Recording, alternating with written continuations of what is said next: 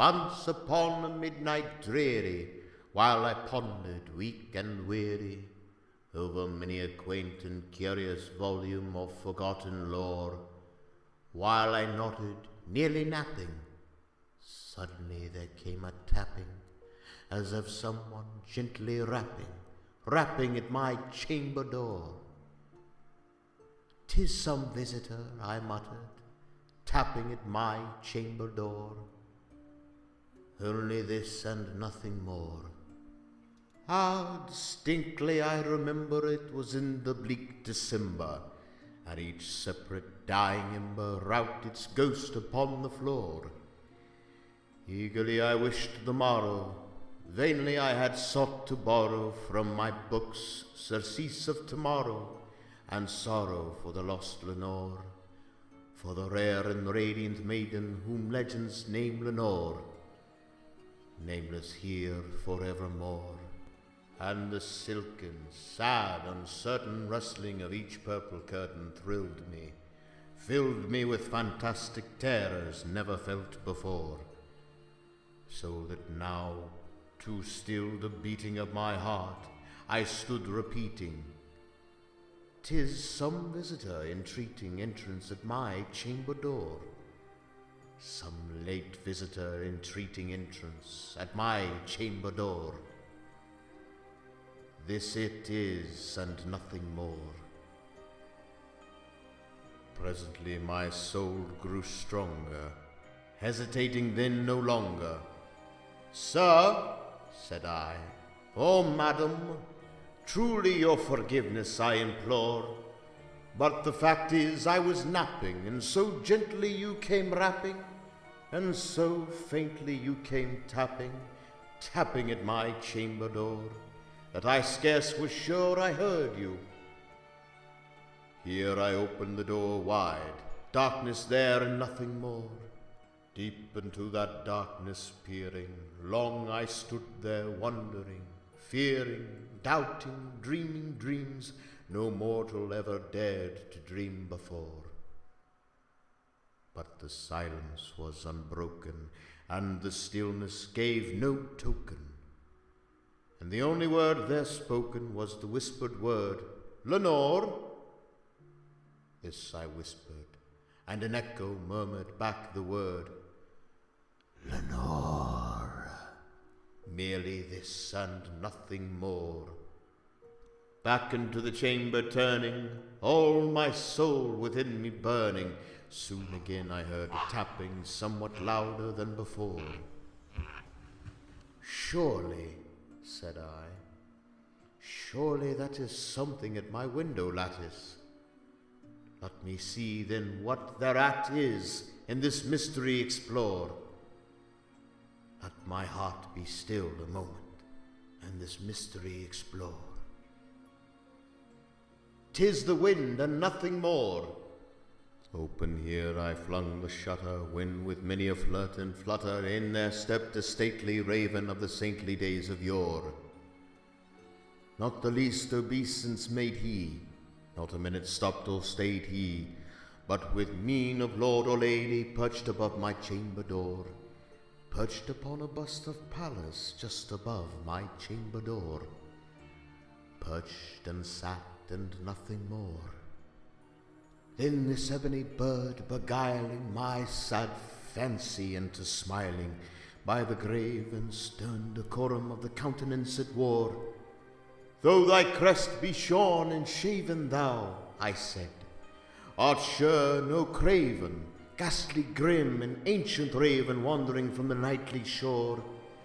Tell me what thy lordly name is on the night's Plutonian shore." Quoth the raven, "Nevermore."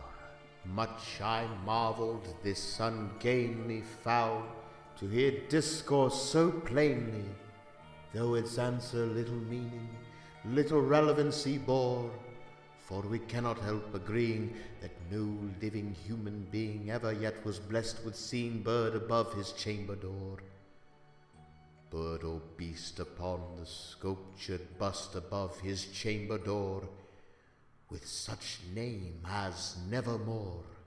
But the raven, sitting lonely on the placid bust, spoke only that one word, as if his soul in that one word he did outpour. Nothing farther than he muttered, not a feather than he fluttered, till I scarcely more than muttered, "Other friends have flown before, on the morrow he will leave me, as my hopes have flown before." Then the bird said, "Nevermore." Startled at the stillness broken by a reply so aptly spoken, "Doubtless," said I, "what it utters is its only stock and store, caught from some unhappy master, whom unmerciful disaster followed fast and followed faster, till his songs one burden bore, till the dirges of his hope that melancholy burden bore, of never, nevermore." But the raven, still beguiling all my fancy into smiling, straight I wheeled a cushioned seat in front of bird, and bust and door. Then upon the velvet sinking, I betook myself to linking fancy unto fancy, thinking what this ominous bird of yore, what this grim, ungainly, ghastly, gaunt, and ominous bird of yore meant in croaking "Nevermore." This I sat engaged in guessing, but no syllable expressing to the fowl whose fiery eyes now burned into my bosom's core.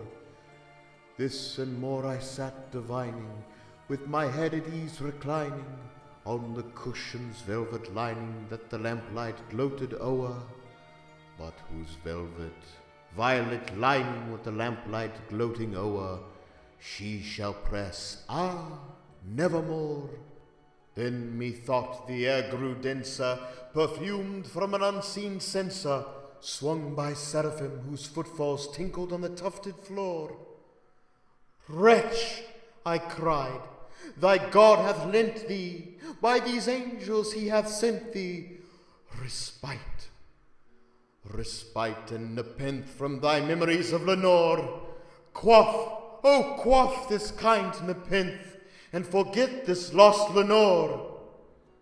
Quoth the raven, "Nevermore."